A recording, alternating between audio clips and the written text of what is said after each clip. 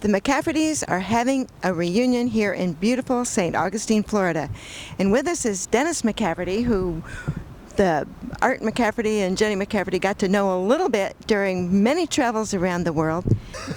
When my sons were very young, they came to me. I was doing my accounting homework on the kitchen table, and they were like 4 or 5, and they said, "Gee, Daddy, you must not be very smart." And I said, "Well, why is that?" He says, "Well, you're always in school." Now, you have a couple of grandchildren? I have 5 grandchildren. The oldest of which is 21 now. And the names are? Ryan, and then there is Kayla and Mallory and Alex and Kyle. And then I have a surprise one that my son didn't even know about until a couple years ago. Nicholas, a surprise one my son didn't find out until just recently that he had a son that he wasn't aware of. But yes, so I guess I have 5/6 grandchildren, yes. Well, you mentioned being stubborn as a wrestler, but you also have to be pretty stubborn to do some of the running you did. You got through at least 3 marathons that I know of. Yeah, I did complete 3 marathons. Art got me into running. He heard that I tell you the story leading up to my reacquainting with myself with my cousin Art. In my capacity involved in healthcare issues in the 90s, I was chair of the Detroit Regional Chamber Healthcare Policy Commission, and I was being interviewed on one of the radio programs, morning radio drive programs.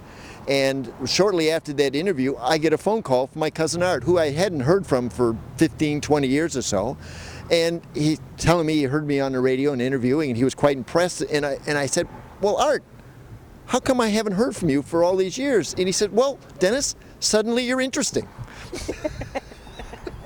Well, Dennis, I've always thought you were interesting, which is why we were happy to have you travel with us to places like New Zealand and Switzerland and Cozumel and some other places. So Yes, we did do a lot of running. Now, I was never very fast, and how Art got me into running is I started running in the neighborhood I thought I was getting a little heavy and a little exercise, and I hadn't done a lot of activity, so I was up to running maybe a mile or mile and a half a day. And Art calls me in November and he said, "Well, Dennis, I understand you're running now." He says, "Have you ever thought of doing a marathon?" And I said, "Well, yeah, maybe someday." He said, "Well, I signed you up for the Disney Marathon. You've got 2.5 months to get training." So in 2.5 months, and being in Michigan with the cold weather, I did most of that training on a treadmill looking at a post. And I got up to 10 miles that I could run. And I didn't quite finish that first marathon, but I was persistent enough to come back the second one. And my running experience was I was never very fast, but like wrestling, I was stubborn. I just hung in there and just kept plugging along. And that was the source of a lot of our stories and a lot of our travels, was the opportunity to run the marathons. When folks ask me about marathons, I said, I finished 3. I don't talk about the times in which it took to do it, because that would take not just a watch, but an hour. Oh, I forget those things. Who remembers times? We remember places. That's right. When I talked about our first marathon, the elite runners complained about how hot and unfriendly it was, and I said, well, it was their own damn fault. They didn't stick around to savor the day. When you and I finished the marathon, it was 5 hours later, and the parks were filled, and the sun was bright, and it was shiny. It was a beautiful day. Those damn elite runners were done in 2 hours and something, and it was still dark. I think it was still dark. It was still dark. It was their own fault. They missed. They didn't get to enjoy that race. They didn't get to savor it like we did.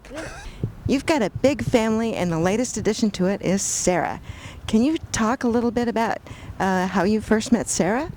How I first met Sarah? Well, I'd been single for about 10 years, and I took dancing lessons and spent a lot of money for dancing lessons. And as someone with a Scotch-Irish background, I didn't like to see the money go to waste. So I would every Friday go to different dances, not to meet ladies, but to find good dancers. And one of those occasions, I found this young lady. Although she'd never taken any lessons, I found that she was a great follower. She was an excellent dancer. I asked her, I actually had to wait around for the other guys in line to get my opportunity to get up there to talk to her. The first occasion, I only got to dance with her once because there was such a gang of people, men around her trying to get her to dance.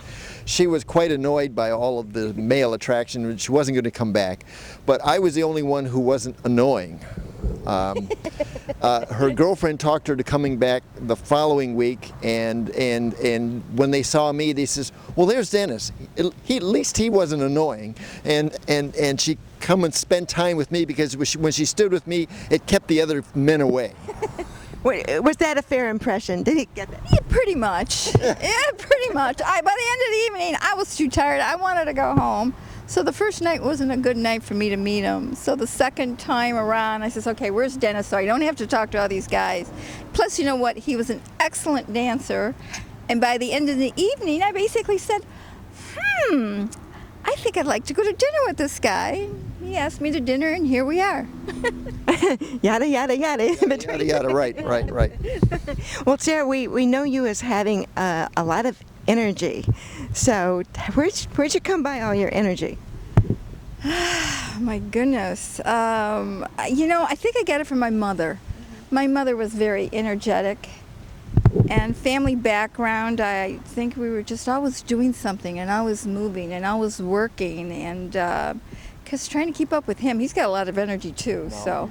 But you don't see it. It's not as obvious. No, my life experience with Sarah is check the list.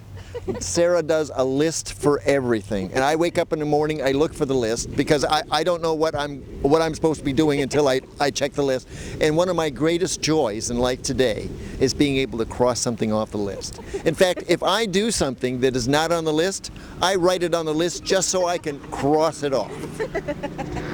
Well, Dennis, you've had a really successful career of your own, and we don't want you to be shy about talking about it. All right.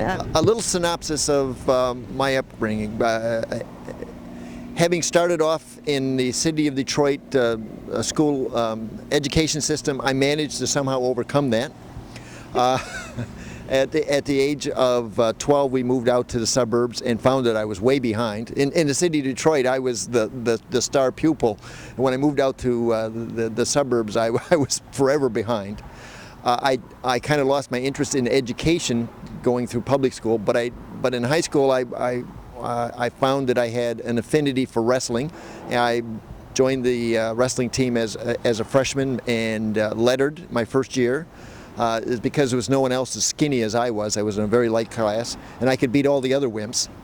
And for 4 years I lettered, and it was basically because I put myself in a weight class where there were just wimps like me, and I could outlast by just pure determination beat my opponents. And I went 2 years undefeated. Not that every opponent I wrestled was stronger than me, or was better than me, but none of them were as stubborn as I was, and that's how I won my matches, with just sheer determination. I got married at a very young age, had 2 children before I was 20, then figured out what was causing it and quit. I started. What are their names? The kids? Jeff and Ken.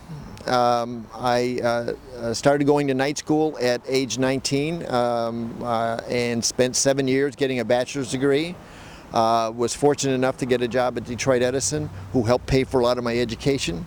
Worked my way up through Detroit Edison to an associate engineer, but at the same time I was getting a business degree, got into the employee benefits part of the company, and retired from Edison in '98 as the director of the employee benefit program. And since then I've been out involved in doing community health planning and community objective health strategy, quality control, those kinds of things. And now I'm a consumer advocate on healthcare for purchasers and consumers. So I've sort of been very much involved in the healthcare community. I ended up getting a master's degree and several other things. When I added up all the times I spent in night school getting my education, I had 27 years of going to school. And I spent so much time going to school that neither of my sons went to college, because they saw what it was like, and they said, "Dad, it's too much work." Well, Dennis and Sarah, thank you very much for talking to us, and we're going to go inside and get somewhere cool. Thank you. Hi. Thank you, Sarah. Thank you.